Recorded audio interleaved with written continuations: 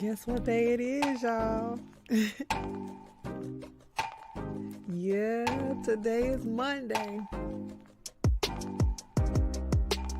And we back at it again for another episode of Almond Delights Reading Corner. So come on in. This week, we'll be reading Love and Gospel Music. What's wrong with telling the damn truth? By your author, Mr. Timothy Blaine. Y'all head on over to Amazon.com and get your books. Download it on your Kindle or just order the paperback. Come on and support our authors, y'all. Love and gospel music. But is it really about love and gospel music? We over here reading, y'all. Make sure you comment, like, share, and subscribe to Almond Brown everywhere. Check the description box to get all the links to his book and also to Mr. Timothy Blaine's YouTube channel. We almost reading, y'all. Are you ready? It's that time. Shh.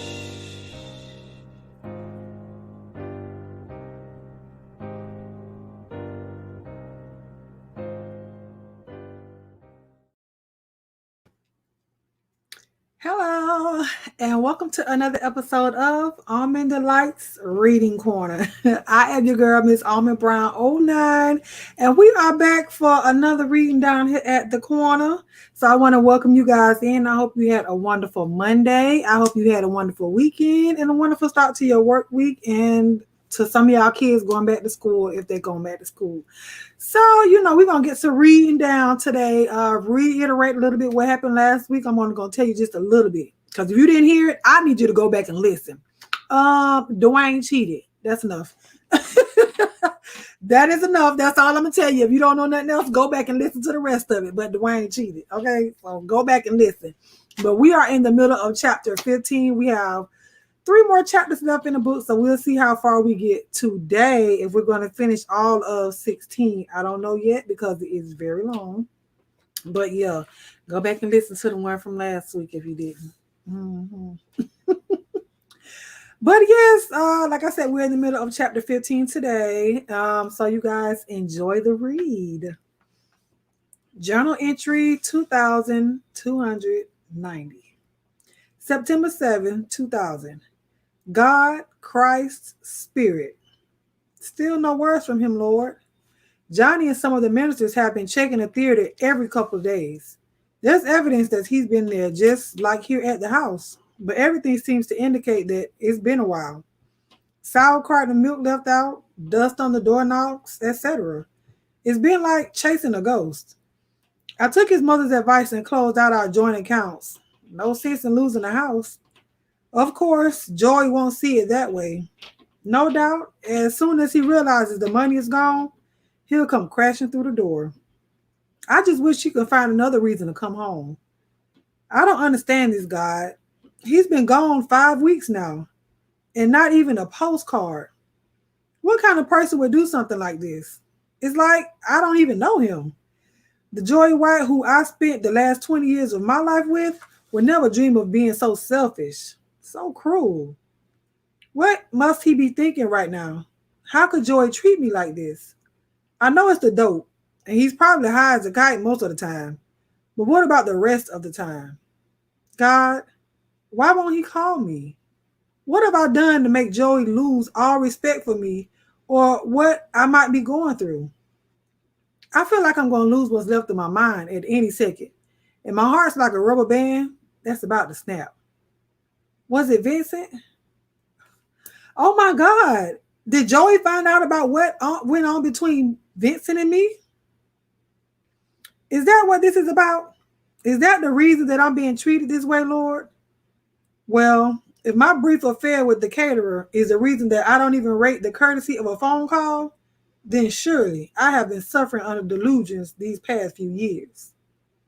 But baby, maybe Seattle really was just one-time thing. Excuse me, Lord, but that's just downright foolishness. I know what I did was wrong, sin, if you prefer, but I don't for a second believe that had anything to do with what has been going on here lately. It's only me grasping at straws again. I just keep thinking that I can somehow make sense out of nonsense. My mind goes back to that bizarre scenario played out by Terry Baxter and me all those years ago. Remember when we first ran into each other in California after not seeing him since Benny's funeral? That scene was just as strange as this one. And in many ways, it reminds me of this one. Terry coming back to my little apartment, stealing my stuff, and then just disappearing for several more years. Oh, God. You don't think Joey would put down the pen, Dwayne Brown? What? You may as well put it down, said a strangely familiar voice. You just doze off. Can't write in your sleep. What's going on? I asked, anticipating and deeply dreading the next words that I was to hear. Who's talking? Me again. God? God? Oh no, I exclaimed, the voice now confirmed. Fear rattled my being. The Lord God did not make casual visits, at least not with me. What was it this time, Lord? Stroke? Heart attack? You are one of the dramatic ones, aren't you? You really believe the only time I can talk to you is during a near-death experience? I just told you. You dozed off. You haven't been sleeping. This is so weird, Lord. I feel like we were talking just yesterday. But it's been 10 years. We're in a different dimension, said the Lord. And then he asked, have I been faithful? Wow. About absolutely everything, Lord. Everything has turned out just like you said it would. The church, my career, Johnny and Cynthia's faces are being seen all over the world. The only one that's... My voice trailed off there. Don't be silly, Dwayne Brown. You think of it? You think any of your thoughts are hidden from me? We never discussed my servant, Joey White. The fourth question, I said suddenly, remembering our previous conversation. God, you are so right. You wouldn't let me ask you the fourth question. Of course I'm right. You think you're talking to a human? I am truth. Everything I think, say, or do is right. I'm so sorry, Lord, I said, whimpering. And then I cried and cried, and I couldn't stop crying. Please forgive me. I don't know what to say or how to say it. It is the truth, said the Lord, but my grace covers you. Just be yourself, my child. You've been having a hard time, but you can stop your worrying now. Your situation is being worked out as we speak. He's coming home? I heard myself ask. Are you saying that Joey is coming back to me now, Lord? Oh, God, is that what you're saying? Please, please. Yes, this is the strongest desire of your heart in this current time. This moment softened his heart a little. Be patient. But yes, the episode is over. Thank you so much, Father. Thank you. Always been so good to us. But Lord, is there a reason why? I've always wondered about that. Have either Joey or I ever done anything to earn or deserve such favor? Of course not, boomed the Lord. You both have ways that annoy me to no end, but the blood of Christ covers you both in all your wicked ways. Have you forgotten what I told you about the four of you and this ministry that I have assigned you to? I don't make mistakes, Dwayne Brown. Once you are called, you are called. Our enemy doesn't have enough power to interfere with my plans. Try as he might. Well, I have decided to cut short all of this foolishness. He won't be there at home with you for a while, but I just took the drug curse off of him. Curse? I don't understand. Don't waste my time, boy. Your thank you will be sufficient. We have other business. I'm sorry. I do thank you so much for Joey, Father. You need me to do something? No. But I'm going to need you to accept something, Dwayne Brown. Your grandmother. Woo. I'm taking her now. Taking her where? I knew in a millisecond what my Lord was saying to me. I felt like the earth, my home, had just quaked. Oh my God! I wish you wouldn't do that, he said. It's got to happen, Dwayne Brown. For her time has come. Oh God, please. Please don't do this. It has to happen. It is the natural order. You know better than most. At least while you're in this dimension, that crossing over is a wonderful thing. Would you really wish to keep your beloved grandmother there, trapped in that decaying flesh, past her appointed time? You will be with your grandmother in eternity, Dwayne Brown. I promise you that. Oh, Lord. This is so hard. I couldn't tell if my tears were actual or spiritual. I only knew that my entire being felt a wet, sticky fluid emotion that I could feel but not see. You think I could talk to them a little now, Lord? Beanie and Terry? No, now is not the time, he said gently. I want you to trust me, Dwayne Brown. I trust you, Father. I love you, came a million echoing voices. And then the Lord said, the telephone is ringing. Mama, I said flatly as I picked up the receiver. How did you know it was me, son? Mama, something's happened. It's bad news, baby. Very, very bad news. My mother struggled to make her words clear to me through her uncontrollable sobbing. After a few seconds of trying and failing to muffle her pain, and then a few more seconds of white noise over the phone lines, she just blurted it out. Mama passed away in her sleep last night, Dwayne. She's gone, son. Oh, God. It was peaceful, Dwayne. Not a day of sickness. She just went to bed a little earlier than usual and never woke up. Oh, my God, Mama. Mama, how are you? Oh, God. This is a bad time, son, she said, almost in a whisper. A very bad time for us all. I know you're here, the voice echoed in the huge empty theater. Silence. I'm not leaving, Joey, yelled Johnny as he flipped on all the house lights and most of the others. You might as well come on down. Silence. Look, when I was here yesterday, I left powder on the floor of the restroom and steps going up to the balcony. I know you're up there, lied Johnny. The sour milk on the table is a nice touch, except it's really starting to stink in here. Silence. Okay, I hate to do this to you, brother. This is something Dwayne taught me a long time ago. The next time that you will hear will be the bells and sirens of the fire alarm. Cops will probably show up first. Wrong, said Joey, coming from behind the curtain at the right side of the stage pulpit. What do you want, Johnny? It's 4 o'clock in the morning. This is my place. Then why are you hiding? Asked Johnny as they came face to face in the center aisle. The two men shared a deep and rich history at the old Uptown Theater. It was the perfect setting for what was to come next. What I want is you, Joey. More importantly, Dwayne wants you. Shall I go on?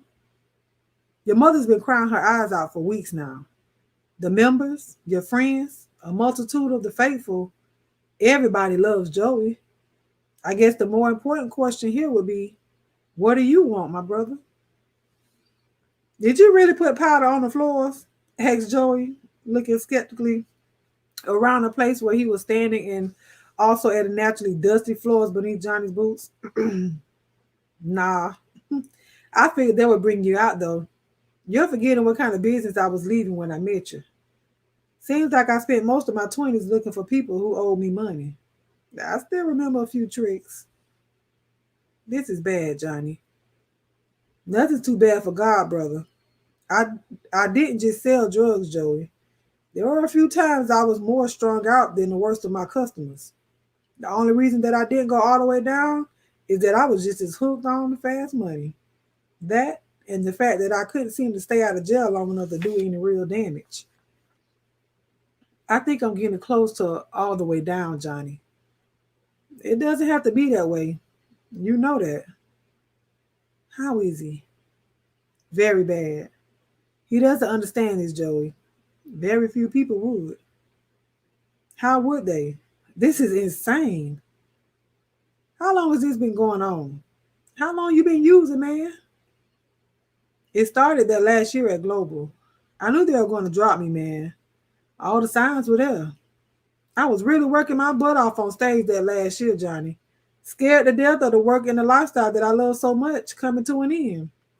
Getting very close to another episode of clinical exhaustion. We were doing another gig in Montreal. The first time my drummer offered me a little speed. Pills, amphetamines, crystal meth, Joey answered, knowing that this was about as serious as it got. Oh my God. You want me to go on? Or is this too much for you? I was a cokehead, stated Johnny with a reassuring gaze. Go on with your story.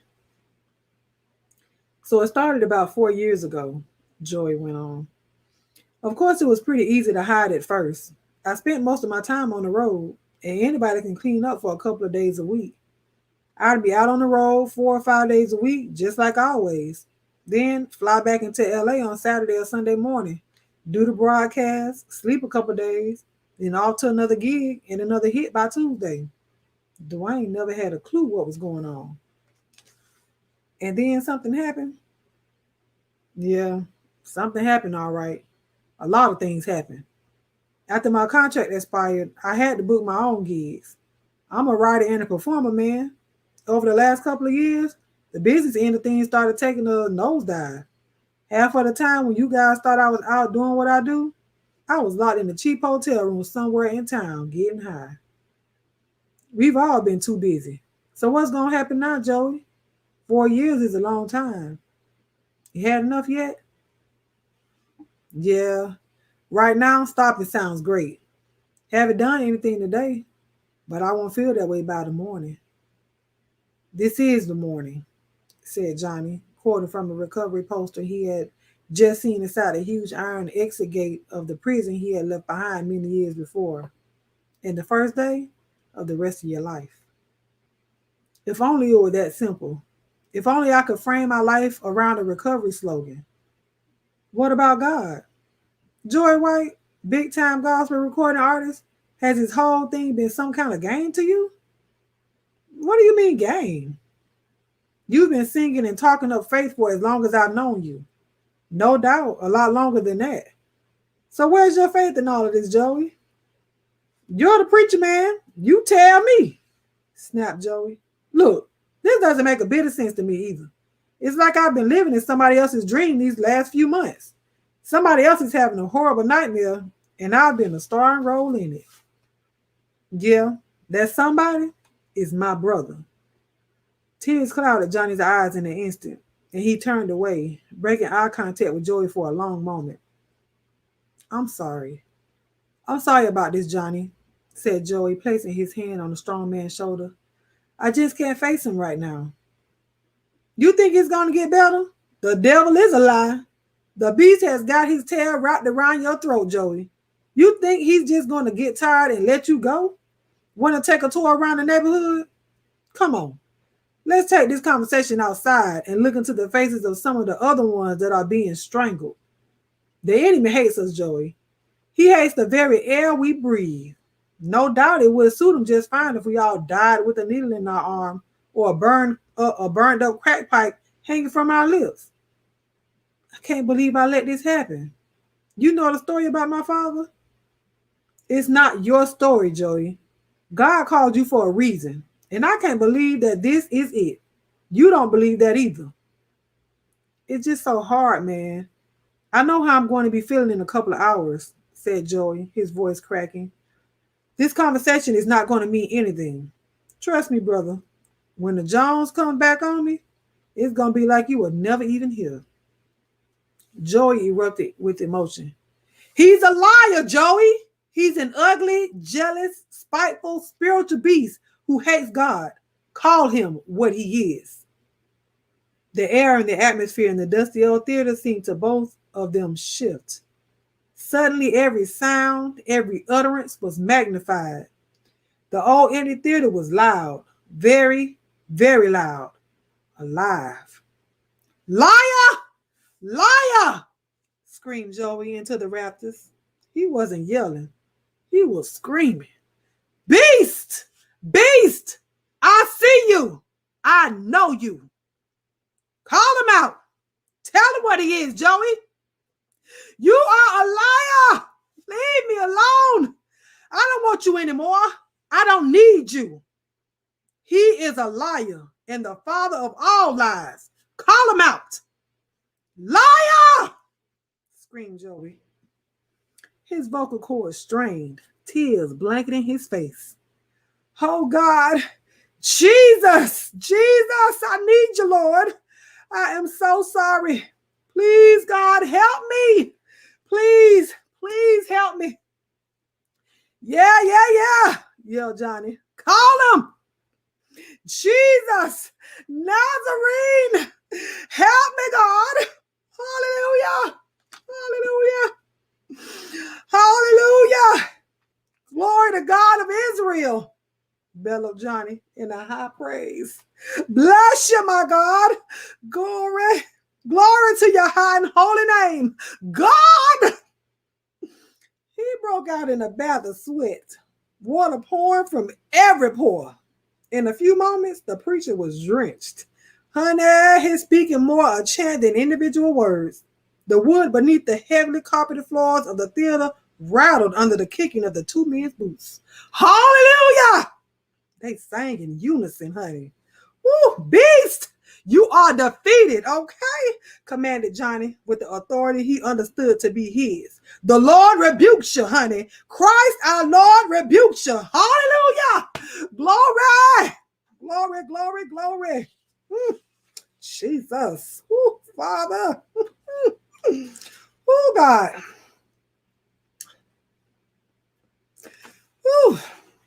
Hey, little brother.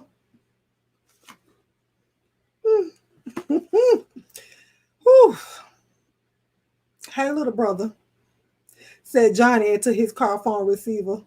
I need for you to throw a few of his things and some toiletries in the bag. We've got him, Dwayne. Johnny, I started and then stopped. Did you hear what I just said? I heard you. I said, the news about our beloved grandmother threatening to burst from my lips. Johnny, where are you right now? I just dropped Joey off at Baxter House. I need to come by there and pick up a few of his things. Jesus. I'll see you when you get here. We need to talk. What's going on? Joey, how is he? He's good. A little skinny. Dwayne, I could be wrong, but I think he may have just got delivered right in front of me. Is that the way it happens?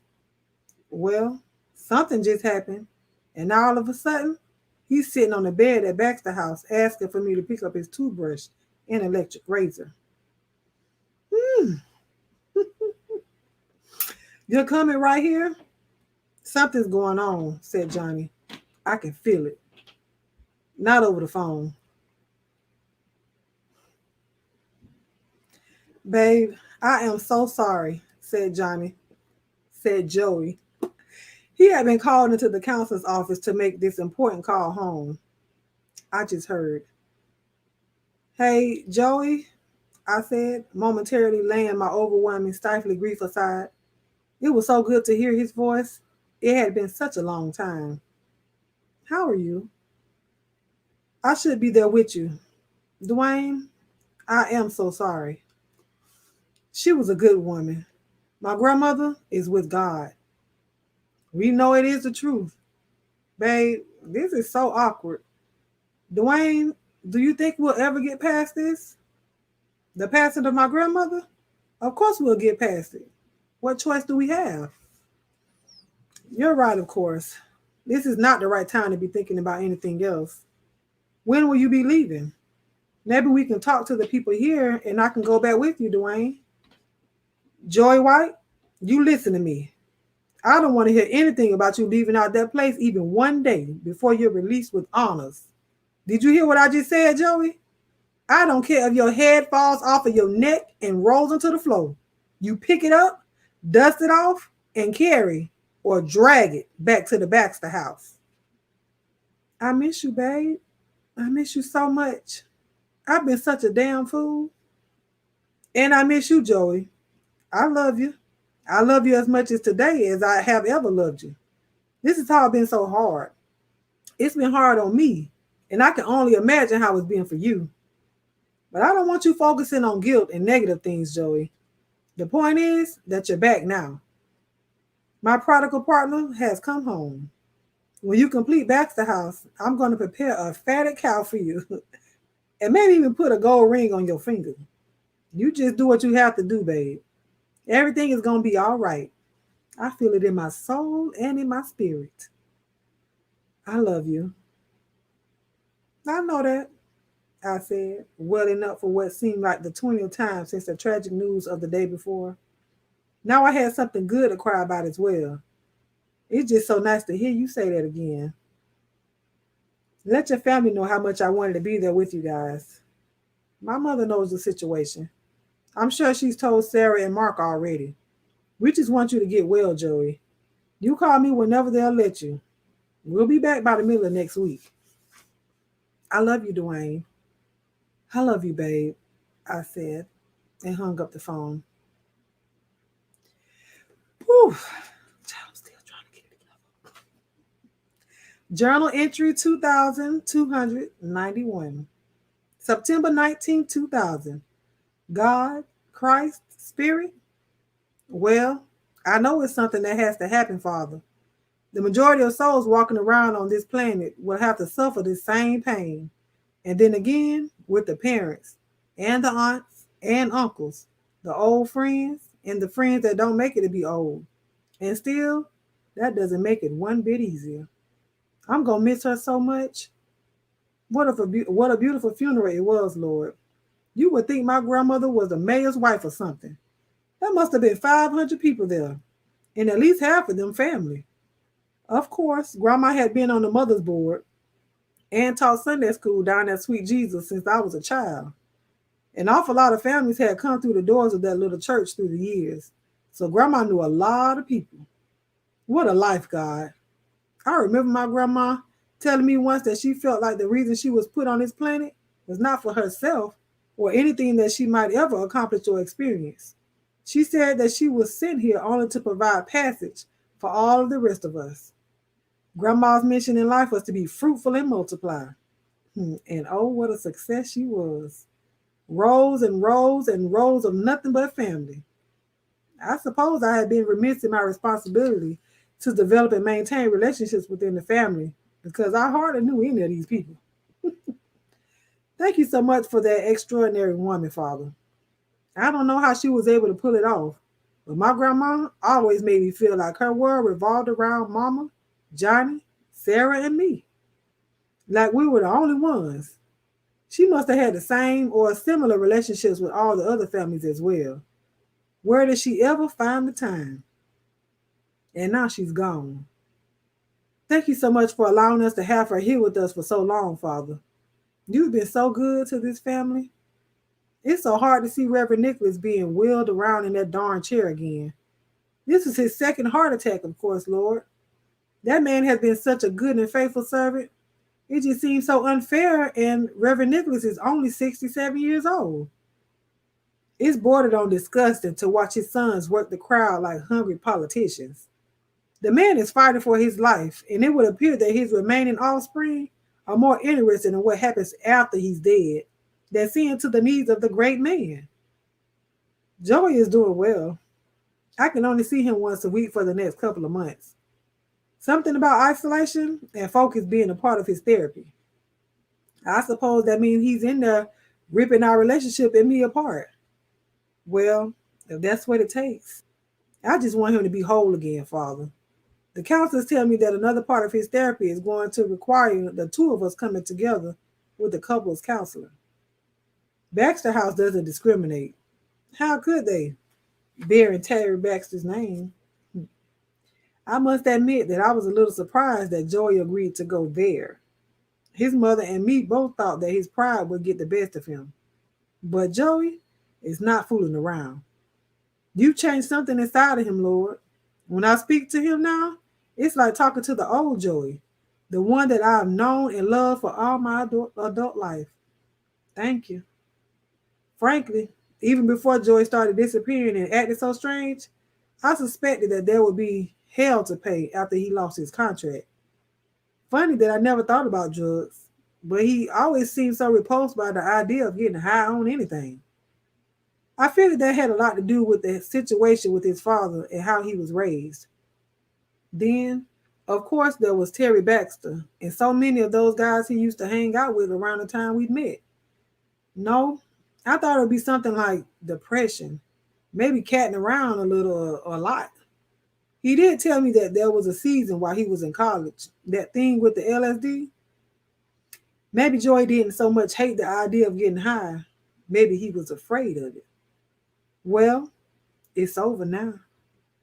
I know that many people, including most of the counselors down at the Baxter House, will probably tell me that I shouldn't get my hopes up too high, that relapse is part of the process and all that.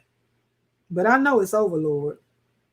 When I look deep into Joy's eyes, it's almost like I see you in all your glory. Tell me that it's over. Since you are telling me that it's over, Lord, I'm receiving it as a done deal. Thank you. Scene. So that was chapter 15 of Love and Gospel Music, honey. Ooh, listen, I got to get it together. I'll be back. Brief intermission. Don't go nowhere.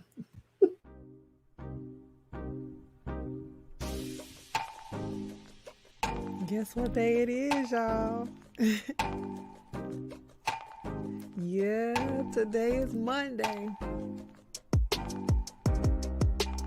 And we back at it again for another episode of Almond Delights Reading Corner. So come on in. This week, we'll be reading Love and Gospel Music. What's wrong with telling the damn truth? By your author, Mr. Timothy Blaine. Y'all head on over to Amazon.com and get your books. Download it on your Kindle or just order the paperback. Come on and support our authors, y'all. Love and gospel music. But is it really about love and gospel music? We over here reading, y'all. Make sure you comment, like, share, and subscribe to Almond Brown everywhere. Check the description box to get all the links to his book and also to Mr. Timothy Blaine's YouTube channel. We almost reading, y'all. Are you ready? It's that time. Shh.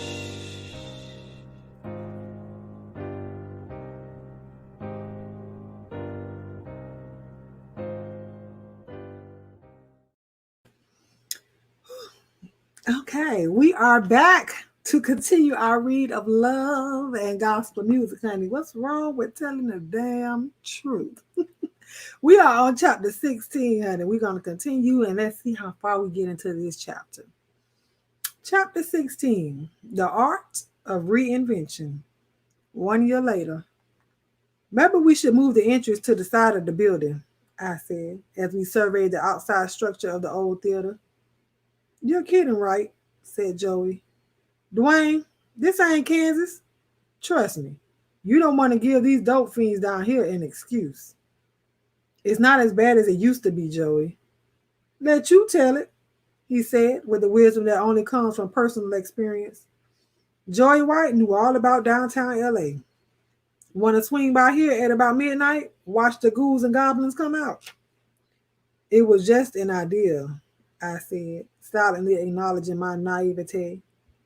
The side entrance just has a lot more of the recording studio feel to it. That's all. Nothing wrong with the front of the building, of course. It's still a beautiful building.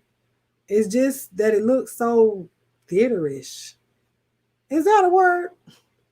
Come on, babe. You know what I'm saying. We want this studio to be like the hottest new thing. Who's going to want to record in the dusty old theater? Who's going to want to get mugged in an alley at the side entrance of a dusty old theater in downtown LA after a hard day at work? Dwayne, did you ever see any pictures of the original Motown records? Let's not get too caught up in what the building looks like on the outside. The acoustics are already phenomenal. It would take almost nothing to make them perfect. We've got the equipment, the musicians, the singers, me, you, and the backing of the church. We can worry about decorations later. I just wanted to be right, Joey. It will be right, babe, being Joey, suddenly clutching both of my shoulders and turning me to face him. This already feels so right. I just don't understand why I didn't think of this myself. There wasn't much reason to think about it. I mean, no matter how you may feel about them now, you've got to admit that Global was pretty good to you, babe. Who would want to be thinking about the next season in their career when the current one is still so sweet? 3 years? You had to mourn, Joey. It was a big loss. Well, it's over now. God has been good. This is going to be great. We've been through a lot, Dwayne. You've always been there for me. And you for me. Come on. The contract to start at 8 o'clock, and we've got a meeting with Johnny and financials at 10:30. Theater, home, church, and now a record company? This building has been like an anchor. Oh, Mr. Stratton and Brother Anthony, they did good by you, Joey. Let's make them proud. Hey, Cindy, I said, after my sister-in-law answered on the fifth ring. I envisioned her trying to locate the wireless receiver in their cluttered family room. John Jr. had found a new way to entertain himself. Hello, Dwayne, she said, a little winded, as I predicted. How'd the meeting go? We're still stuck on the name. I wanted to go with Uptown Records. You know, carry the name over from the old theater. Everybody said it sounded too much like Motown. Whatever. Uptown Theater, Uptown Records, Motown Records. I get it. They're right. Well, we need to come up with something pretty quick. The documents are starting to stack up already. Can't very well ask artists to sign up with an anonymous record label. A lot of companies use initials. What do you mean? AT&T, PG&E, A&E Records? Who pays attention to what the letters mean or where they come from? Hold on a minute, Cindy. Got another call. But don't lose that train of thought. Hey, babe, I've got it, said Joey on the other line. Got what? The name, said Joey with joyful enthusiasm. I have the name for our new label, babe. Hold on. Let me get rid of Cindy. Okay, so let's have it. Who knows? Maybe it'll be so good that I'll forget about you naming our company with absolutely no input from me. Actually, that's pretty far from the truth. Go on, Joey. I'm listening. Well, I've been thinking about the idea you had since the meeting. Uptown Records? What a stupid coincidence that it sounds so much like Motown. But we've got to accept that it could be a problem, babe. We don't want to be perceived as trying to play off of name recognition. It just looks cheap. But the idea of linking the new company to the old theater, I like that. I like it a lot, Dwayne. You know what that building has meant to me? I was thinking about the old guy. Brother Anthony?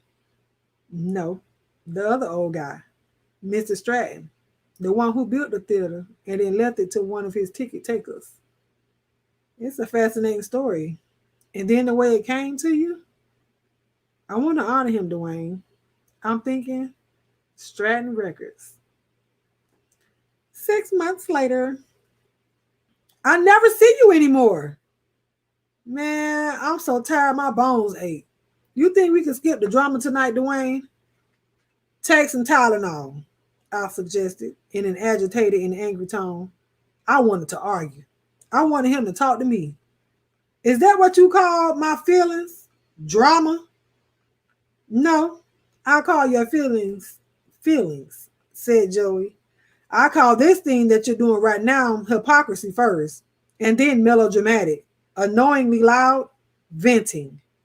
Go to bed, Dwayne. We'll talk in the morning. Who are you calling a hypocrite, asshole? You heard me. When was the last time you put in less than 10, 11 hours a day? Don't be acting like you've been sitting around here baking cookies and crying yourself to sleep at night.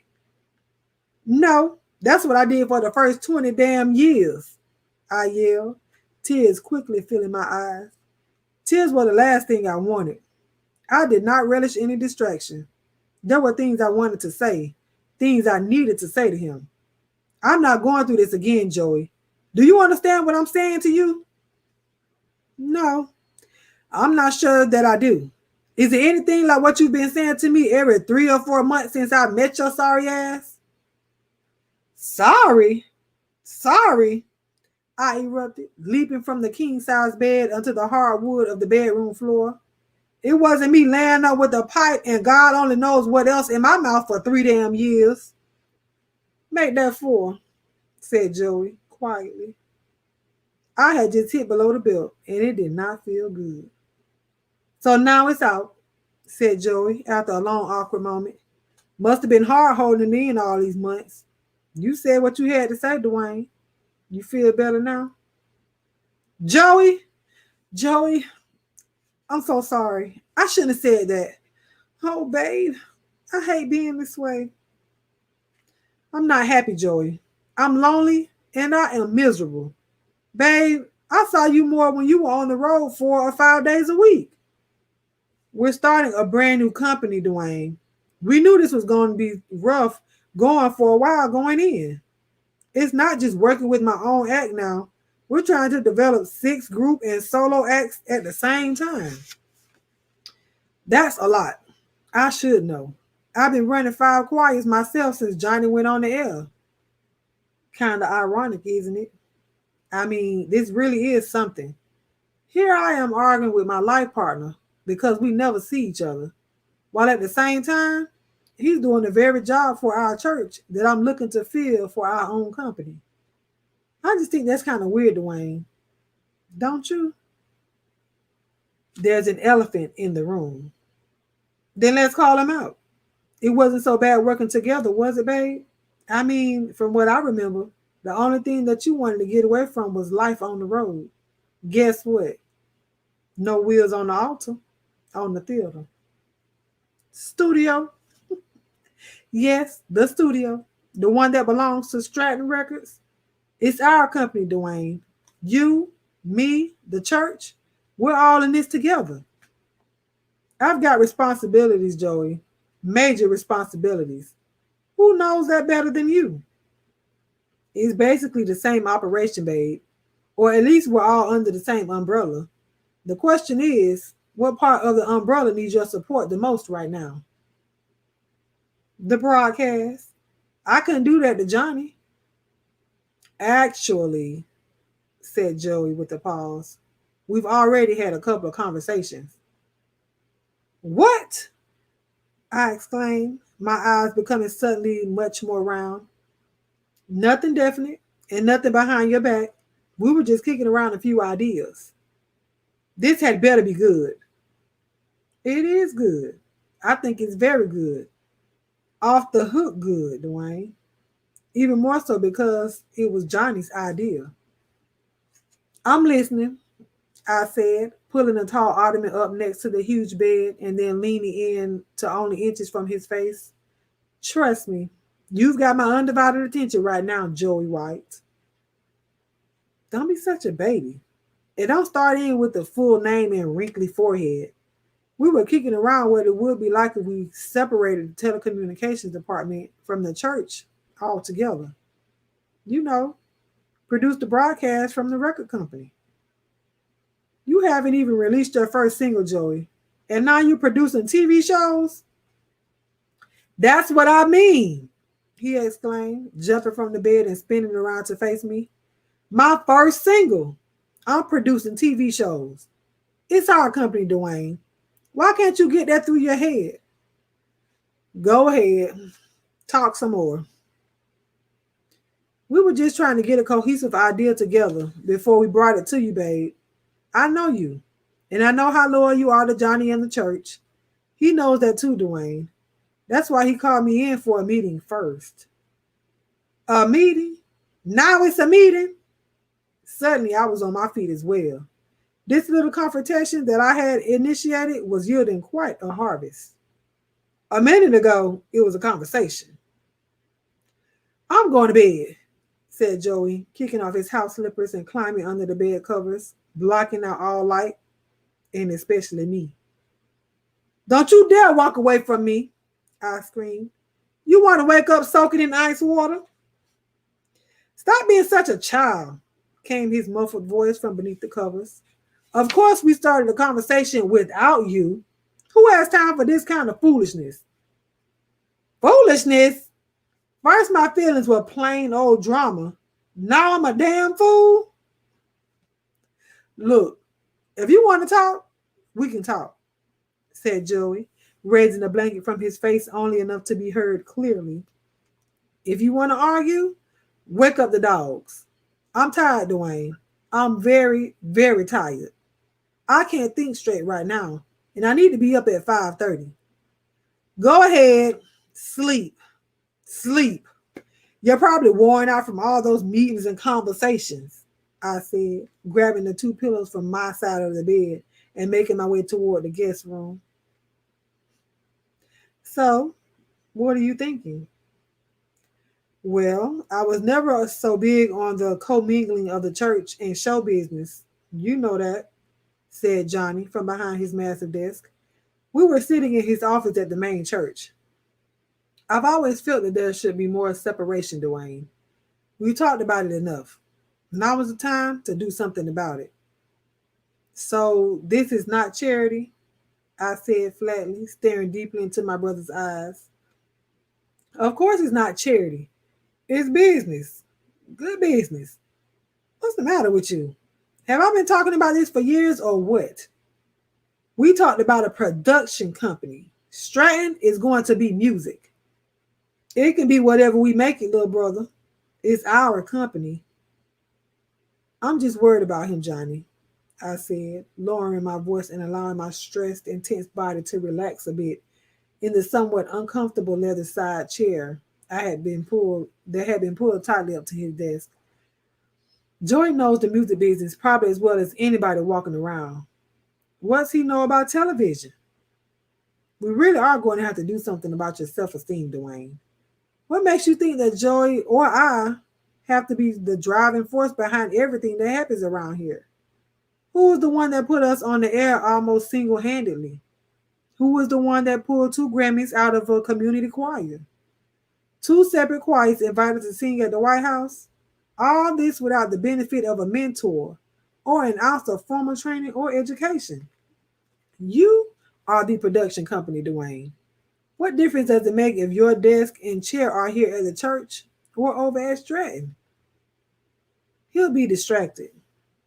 Start your own division. You need more money? More space? Whatever. Just give the numbers to my secretary. It's already approved. Well, what?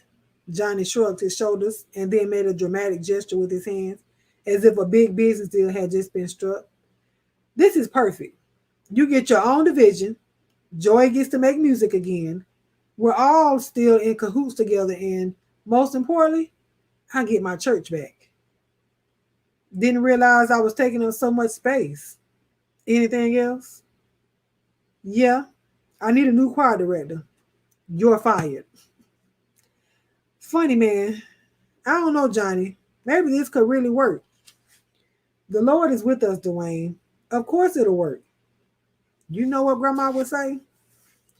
Pray about it, we said in unison. Trust me, said Johnny. That's exactly where the conversation started. How are the kids? They'd be a whole lot better if you come by every once in a while. It's bad enough that I usually don't make it home until it's almost bedtime. Delegate, Johnny. You're supposed to be cutting back, remember? I'm hoping that this will be a start. There'll be a mountain of details to work out, I said, a little excitement beginning to stir in my mind and no doubt in my eyes. But yes, I'm starting to see it, Johnny. You know what the Lord had to say about moving mountains? How are things going otherwise? At home? Well, he hates going to those meetings. You know that. Ever say anything about dope to you? Asked Johnny with a knowing gaze. Are you kidding? That's why he's still going, Dwayne. Look, Joy and me, we've talked about this a lot. I believe that he's just as delivered as I am when it comes to drugs.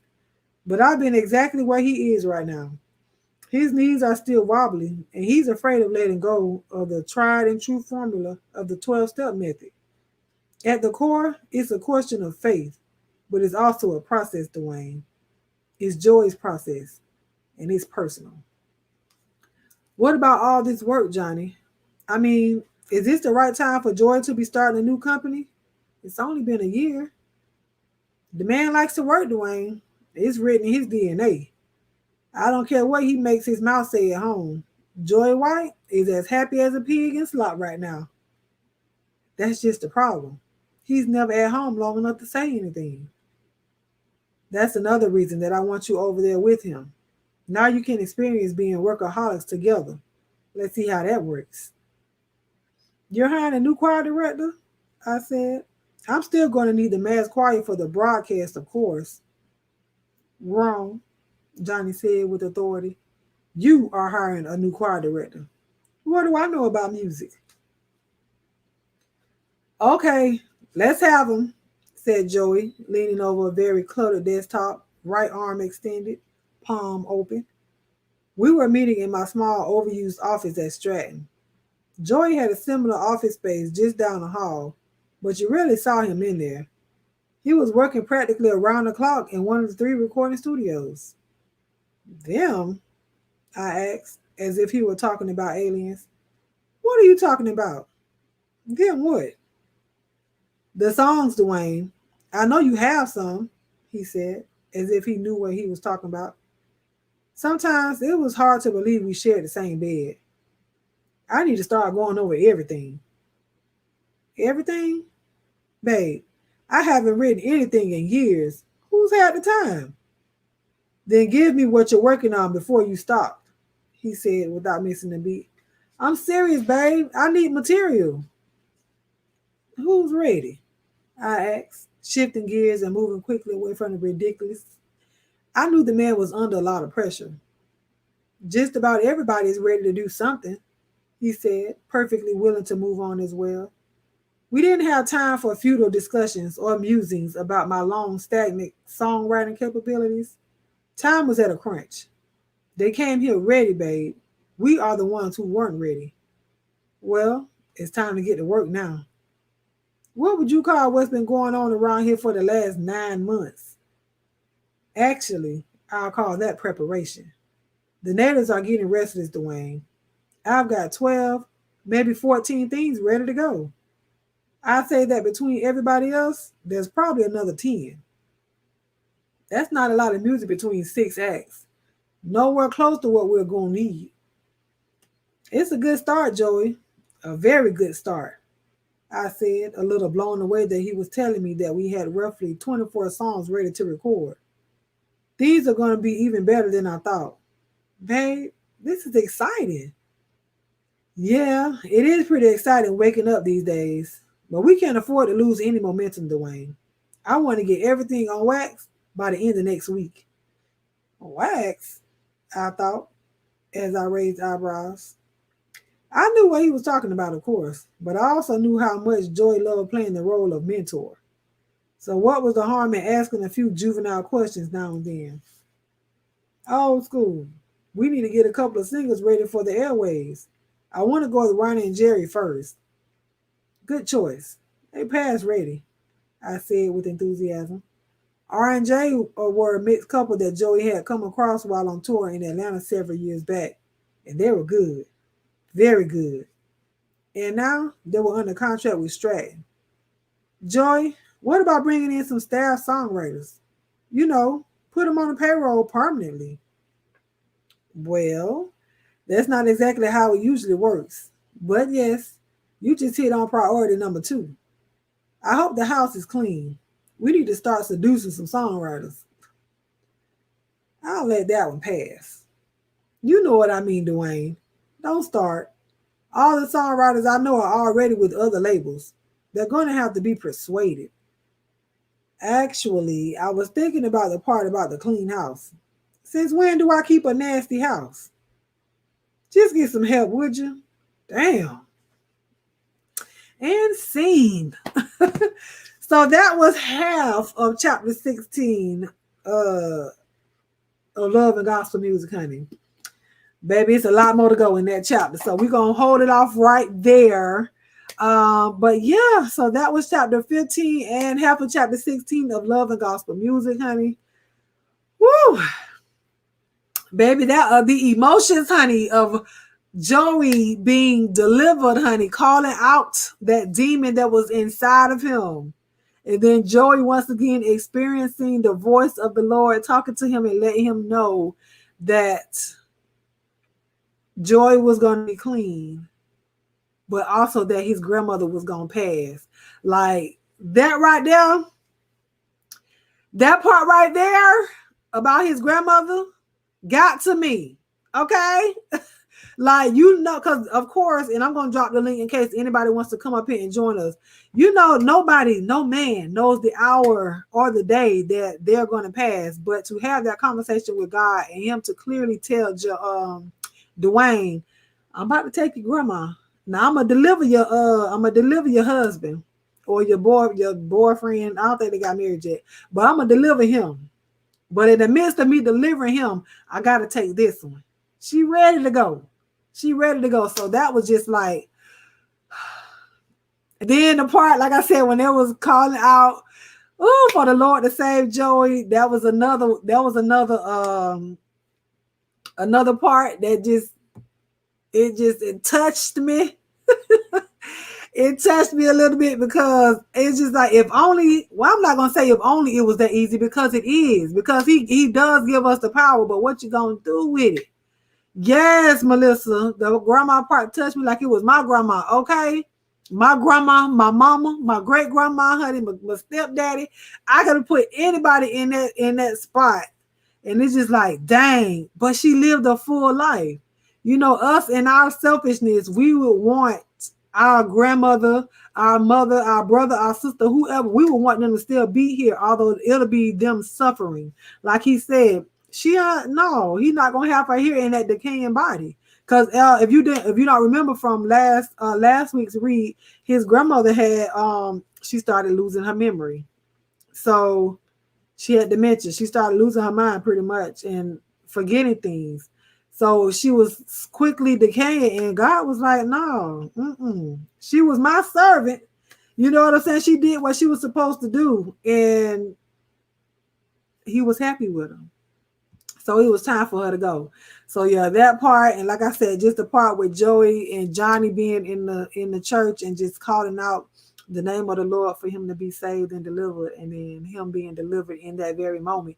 It don't take a month of Sundays. If you really want deliverance, if you really want salvation, honey, all you really have to do, listen, give the Lord that real cry. A good, because you know, and I gave this example before, because you know he is our Father. So with your parents, your natural parents, you know, they know the cry of their child, right? So your mama know when you're crying because you're hungry. She know you crying because you're wet. She know you crying when ain't nothing wrong. You just want to be picked up. She know when whatever is wrong with you, and if the cry is for real, like if you hurt, a mother knows, a parent knows the cry of their child. So it's the same way with God. So God heard Joey's cry, and he knew it was a sincere cry.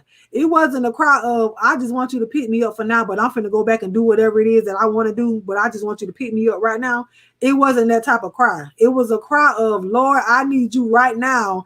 Deliver me right now from this hellhole, from this demon that has taken over me, this drug, this curse. And so he knew it was real. You know, he knew it was real. So in that instance, God saved him. And like, I know we reading a book, but it can happen on this side. You know what I'm saying? On this side. But you gotta really want it and believe in it. And believe in it. Melissa said, I struggle with that selfishness when it comes to death. We all do. We all want our loved ones to still be here, although we see them suffering. It's in our selfishness that we say, well, Lord, just give me one more day. Just give me one more day. But then we get upset if a person can verbalize and say, I'm tired. I want to go. You know, they feel like it's their time. And my aunt, you know, I can give you this quick testimony about my aunt. My aunt had been diagnosed with cancer. Now it would have been 17 years ago, right? She never told nobody but her brother. Nobody. She didn't tell anybody. She had kids. She never told anybody about her being diagnosed with cancer. And she went on. My aunt lived 15 years after she had been diagnosed with cancer. And guess what? She never did no round of chemo. Never. Never did anything, but she lived a full and productive life. 15 years later, her daughter took her to the hospital. And in the room, the doctor said, well, Miss Ma'am, your cancer has come back. And her daughter, of course, did not know what the doctor was talking about. When the doctor said it came back, she was shocked because her mom never told her that she was ever diagnosed with cancer. And so, you know, he said, well, if you don't take chemotherapy, you'll be gone in 6 months or less. But if you do chemotherapy, no, you'll be going in 2 months or less. But if you do chemotherapy, we might be able to give you 6 months. And she said, I don't want nothing. I've lived 15 years after y'all told me before that I only had 6 months. And I lived 15 years later. And now you think I'm going to allow you to put that in me now? No. And my cousin was upset. In a sense, she was upset because she's like, well, why didn't you tell me? And my aunt told her, because if I would have told you that I had cancer, you wouldn't have lived your life.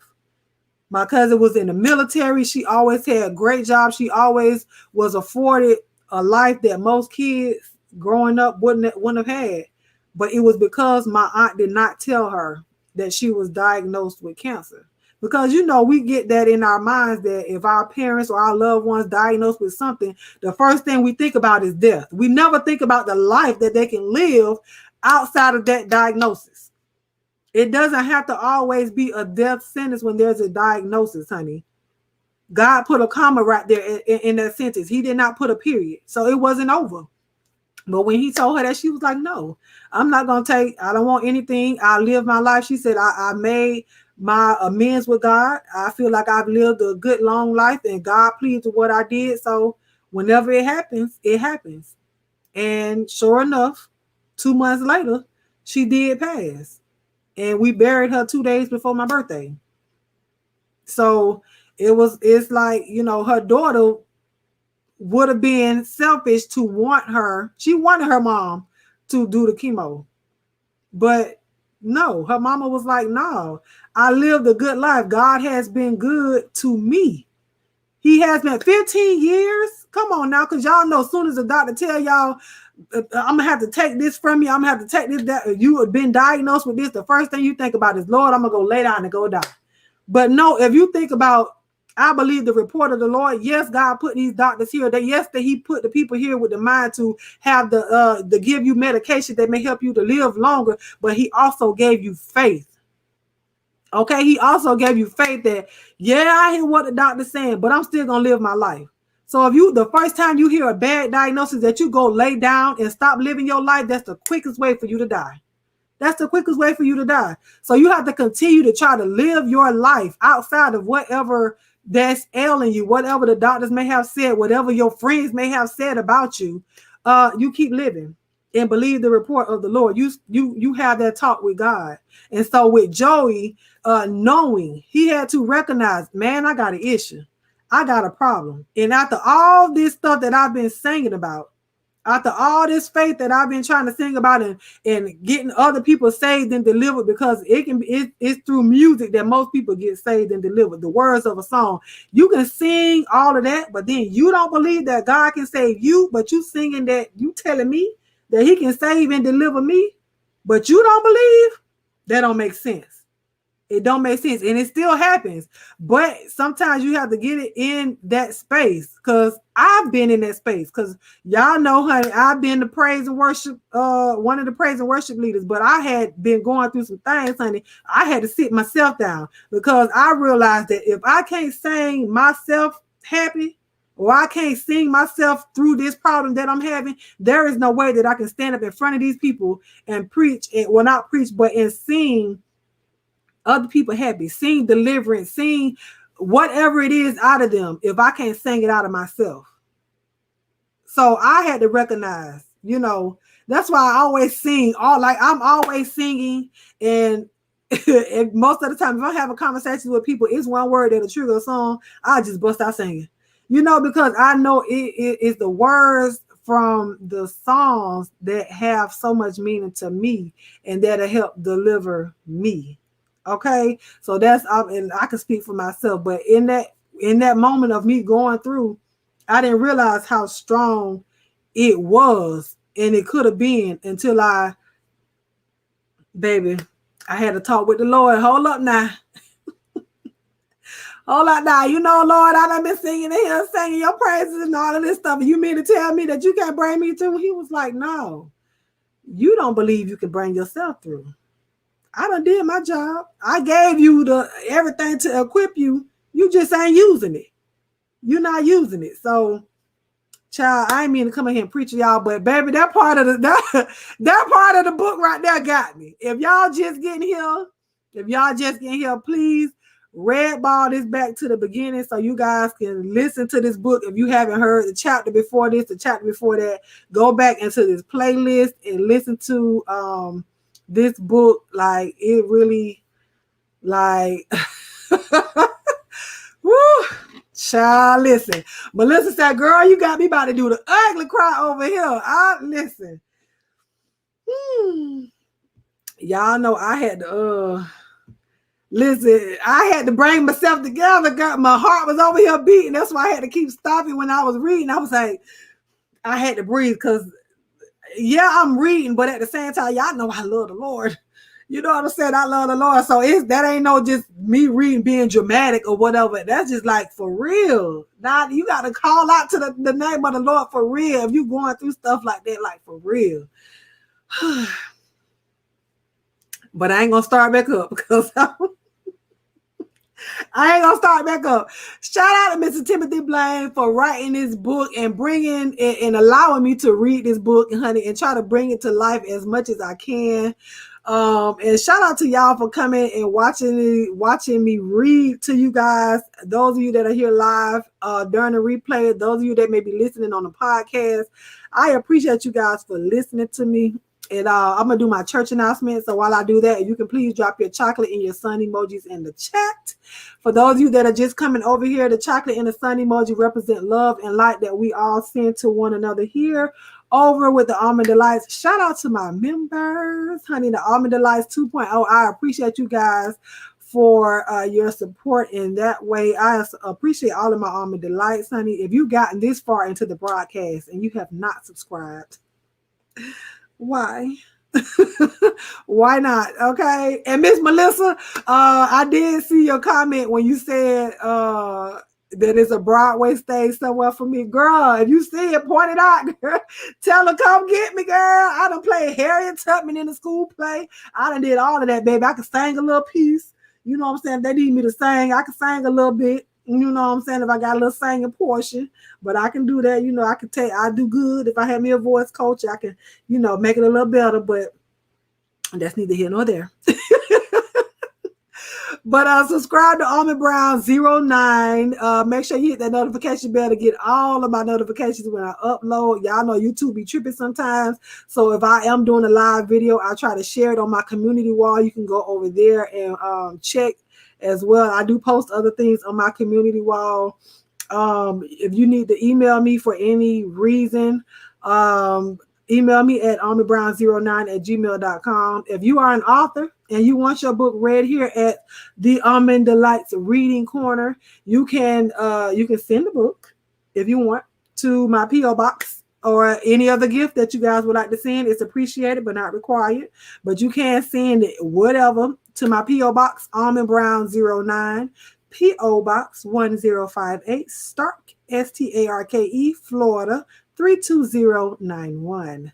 Yes, it's appreciated but not required. You can email me also at almondbrown09@gmail.com and let me know that it is okay for me to read your book.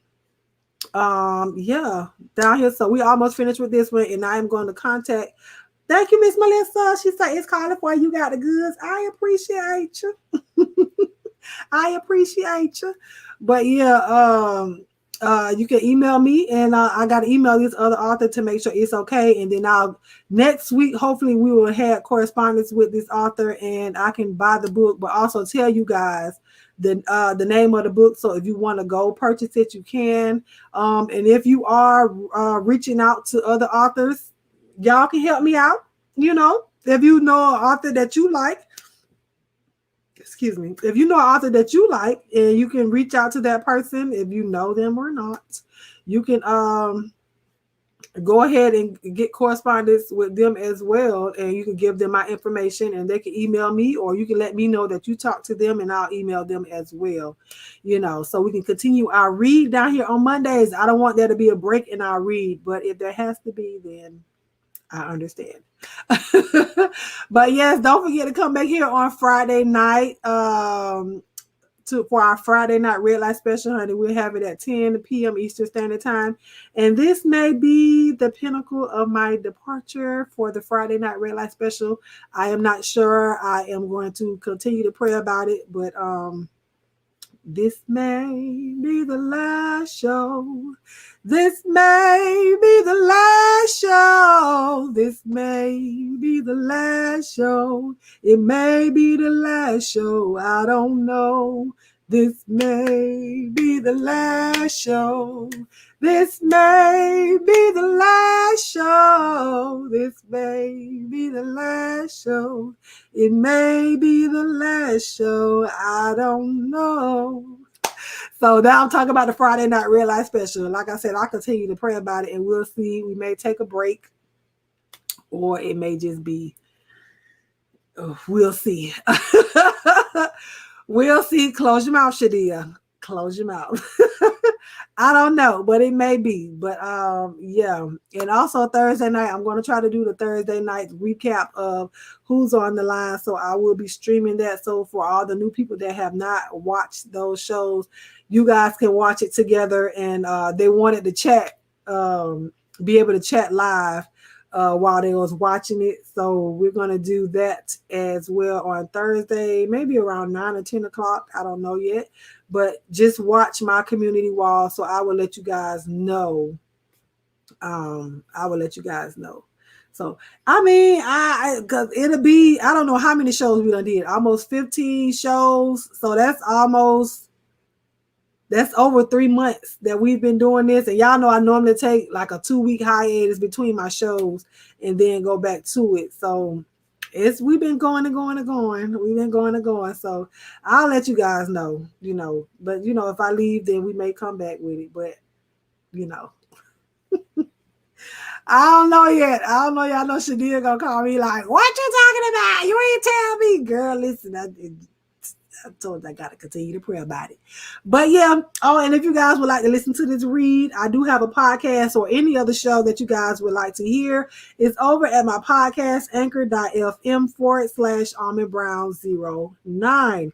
You guys can listen to all of my other shows, and I'm going to drop for you one of the shows that you guys can listen to over here on the podcast. Let me find another one because I dropped the last one that I did, but I'm trying to find one.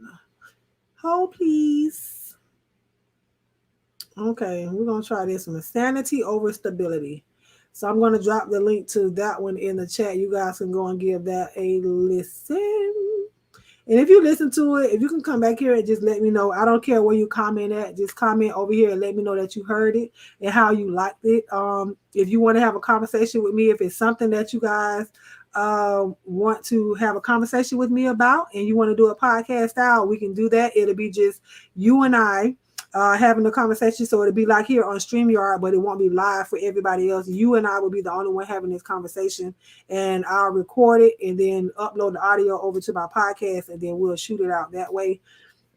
You don't have to show yourself on the podcast, but it's just like I'm sitting here talking, like if somebody was sitting next to me on the StreamYard and we were having a conversation. That's how it normally goes.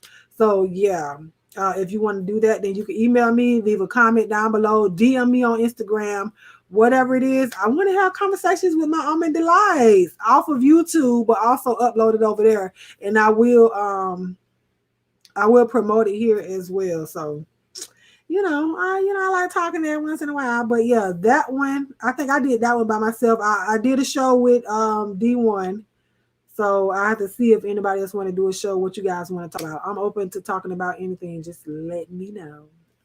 So yes. We will just pray that God allow you to make the best decision. Absolutely.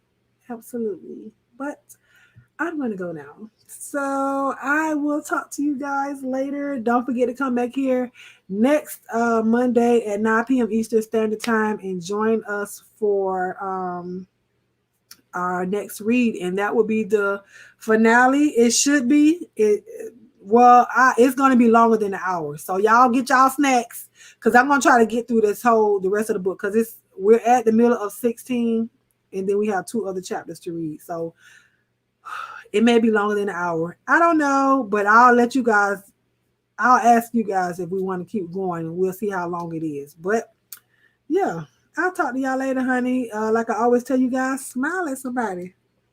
Okay? It'll change their day, honey. It may even change your day. Even with a mask on, they can still see it in your eyes. I love you guys with the love of God. And there is what, honey? Nothing you can do about it. I'll talk to y'all later. Bye. Thank you all for joining another episode of Almond Delights Reading Corner. I pray that you enjoyed yourself and you're relaxing your mind, in your body, and in your spirit. Come back and join us again next week as we continue our reading. If you haven't subscribed, please do so. Be blessed and enjoy your evening.